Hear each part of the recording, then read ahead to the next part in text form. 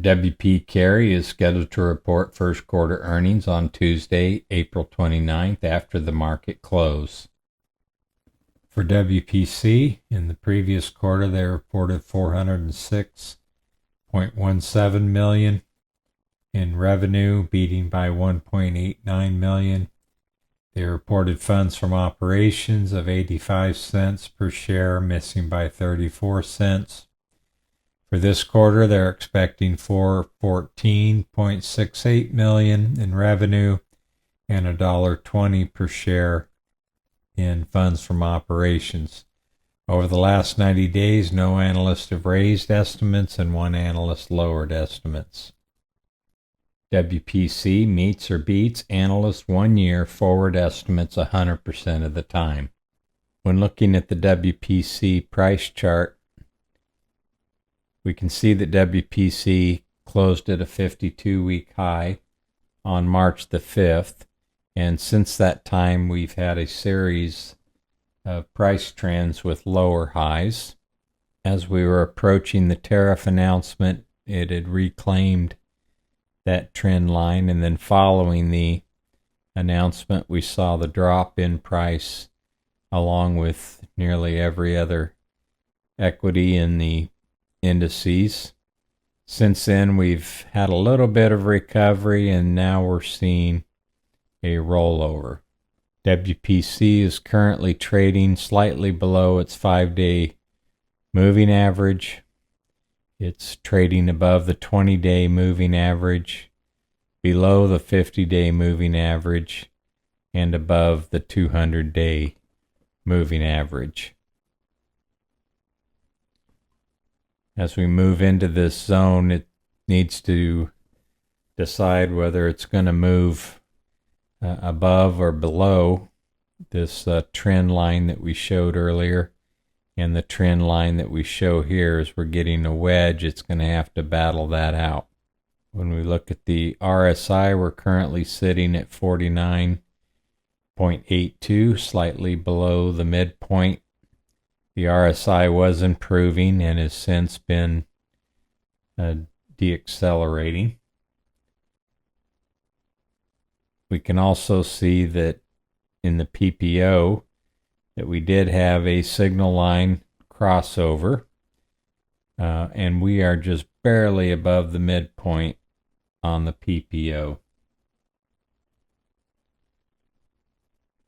When we look at the relative strength, we can see that it is outperforming the SPX at this point on both relative strength and momentum. The accumulation has basically been decreasing for most of the past year. We did have a slight increase and looks to be decumulating at this point. We can see the money flow is slightly negative. When we look at performance of WPC compared to the SPY, we can see it outperforming by 6.75%. It's outperforming the real estate sector by 1.05% over the last year, and it is outperforming its industry group by 6.2%. When looking at the 5-year weekly price trends, we can see that it underperformed in the long term for much of 2023 and 2024. This was during the interest rate hikes that we saw from the Fed, increasing the borrowing costs for a real estate trust to actually do any investment. We can see in the midterm it's chopped around a little bit. We're currently in the midterm looking somewhat positive, but we do have decreasing momentum here. And in the short term, we're just barely positive, so we're pretty neutral as far as the short-term trend. When looking at some of the key metrics for WPC. We can see that they have a forward price to AFFO of 12.48, below that of the sector at 14.84. We can also see their expected AFFO growth rate, which is less than the previous year, compared to the sector at 2.61.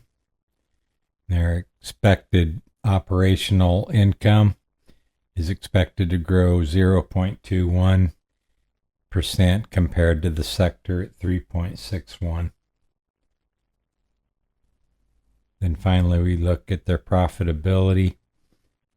They have a net margin of 29.23% compared to the sector at 9.69%. Turning our attention to fast graphs, looking at WPC, we can see that they're currently trading at 12.75 times.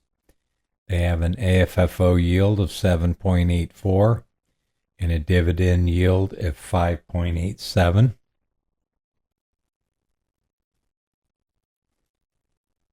For this 13-year period, which is 10 years of actuals and 3 years of future, they've grown their AFFO rate by 0.58% per year. Their fair value ratio is 9.66, and their normal price to AFFO is 13.48. We can see that they're currently trading between their fair value and their normal price to AFFO.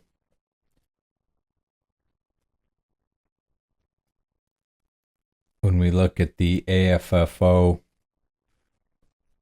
changes over the past few years, we can see that they had a pretty big decrease in 2024. That was after they spun off their office properties. And over the next 3 years, they're expected to grow 4% in 2025, 2% in 2026, and 2% in 2027. I kind of expect WPC to continue trading at this level, which would basically be a 10.1% total annualized return, including the dividend yield of 5.87. I want to thank you for watching and hope the earnings preview was helpful. Talk to you again soon. Have a great day. Thank you and trade well.